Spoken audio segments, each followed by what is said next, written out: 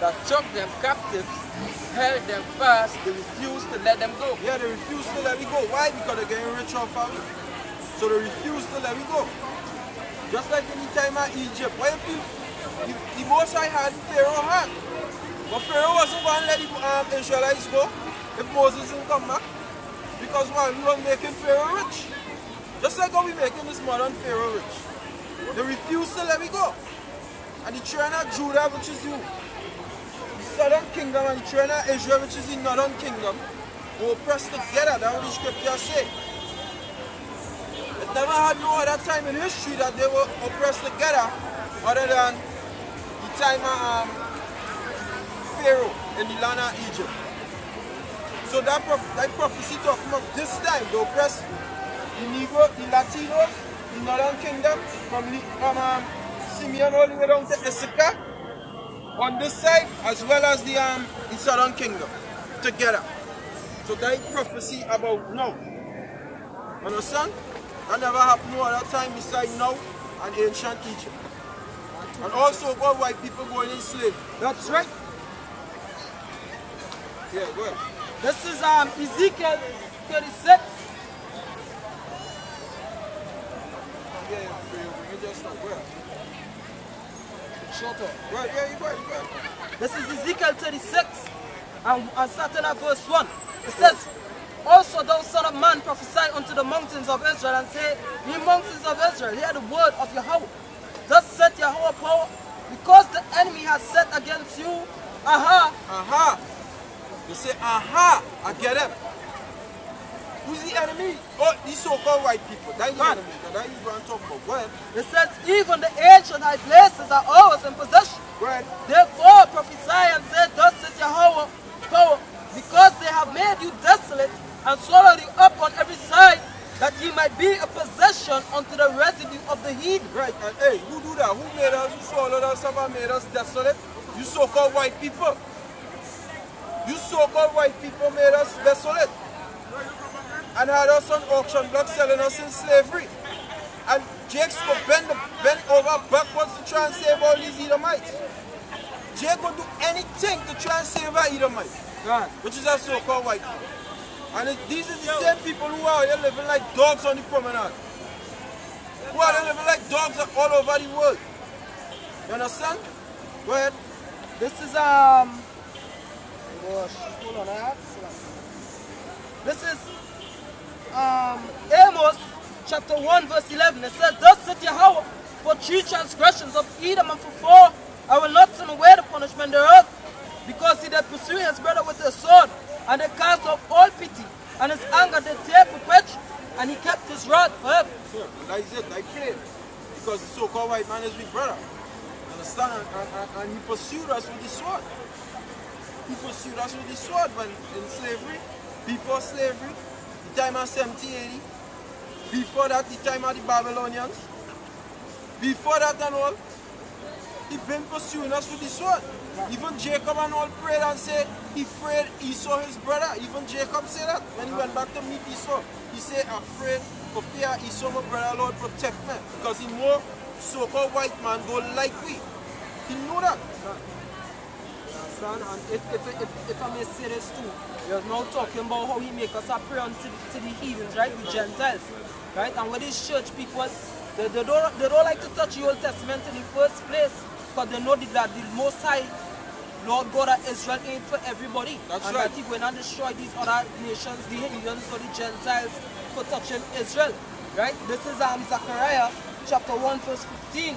It says, because he was also saying that because he was a prayer, we basically have built all these kingdoms, and the heathen helped for that affliction, right?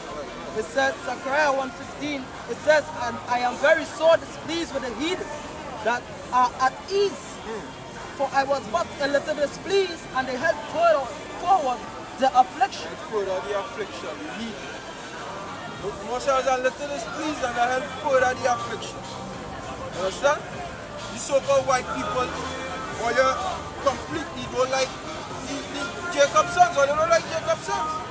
Because if they didn't like Jacob's sons, or they would not have us here touching all this head. This is Ezekiel 35 verse 1 to 5.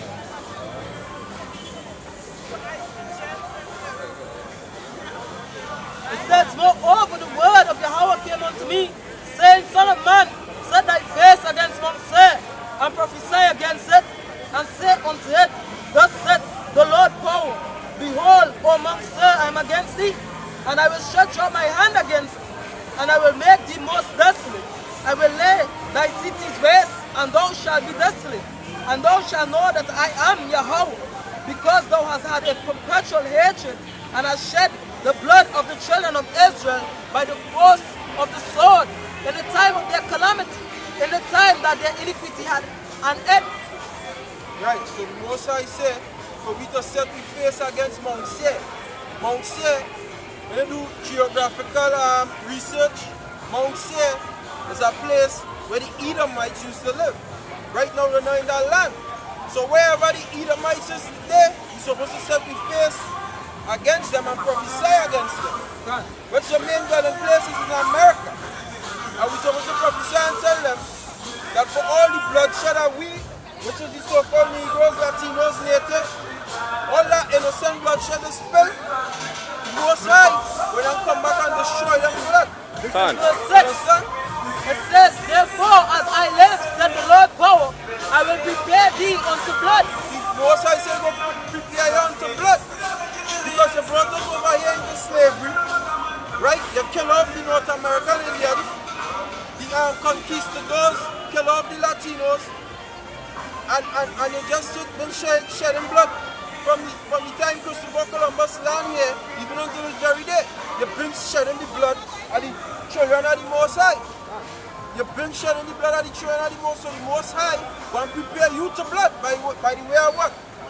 By the way of ICBM missiles, which he put his spirit on you to create, to destroy your own self. That's right. Understand? Good. You have It says, I will prepare thee unto blood, and blood shall pursue thee. Said, thou hast not hated blood. Because they didn't hate blood. They didn't hate to shed blood. They took pleasure in it. They took pictures with the Edomites, with Negroes on trees, hanging with ropes on the neck, and them smiling in the background like this. You understand? Can. Because they didn't hate blood. So don't feel go and punish. Scripture say, no hand join in hand. The wicked shall not go unpunished. Can. The wicked will be punished for what they did wrong. The scripture say what? In Colossians, you know that? Colossians 3:25. Wait, you know that? This is Colossians.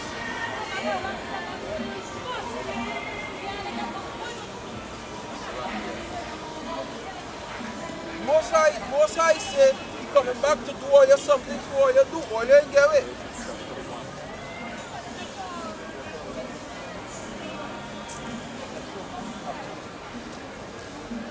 Colossians chapter 3, verse 25. It says, But he that doeth wrong shall receive for the wrong which he hath done. Right, and who do wrong?